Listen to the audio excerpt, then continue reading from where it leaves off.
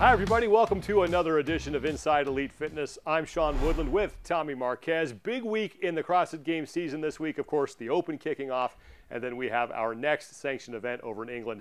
It is Strength and Depth. It is the 5th of 15 of the sanctioned events. 7 workouts in that event, all of which are known. More on that in a second. There is a live stream.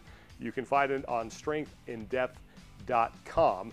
And the cool thing here is they're actually starting off, their first event is 19.1. Yeah, Sean, in my opinion, this is a fantastic job by the Strength and Depth crew to be able to pivot to accommodate the elite athletes who are going to be competing over the weekend, and the fact that this weekend coincides with week 1 of the Open.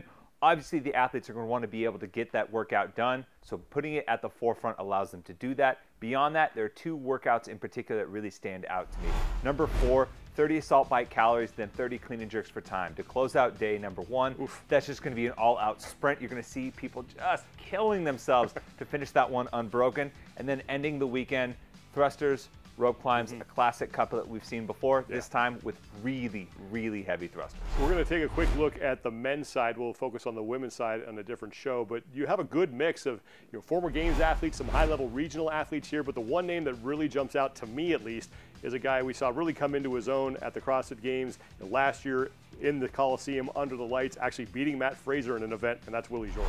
Yeah, Willie George really had a coming out party in those 2 events, those couplets that went back-to-back, the bi-couplets, outdueling Matt Fraser, but then he also had a strong performance in the Open leading up to that. You come back this year, reload. What does this new version of him look like a year after having a top 10 finish at the Games?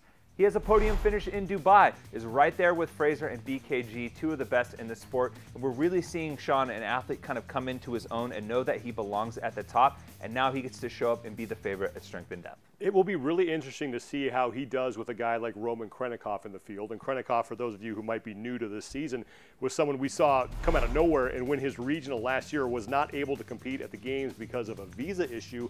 You've seen him compete a little bit this season, but other than that, we really don't know a whole lot about Roman Krennikov. And that's what's so intriguing about him. Here's a guy who just showed up last year to the Europe Regional, relative unknown, and wins everything, but then we don't get to see him compete at the Games. Had some visa issues, couldn't travel to the United States, so we never really got the full scope of what he could do underneath the kind of Dave Castro game-style programming.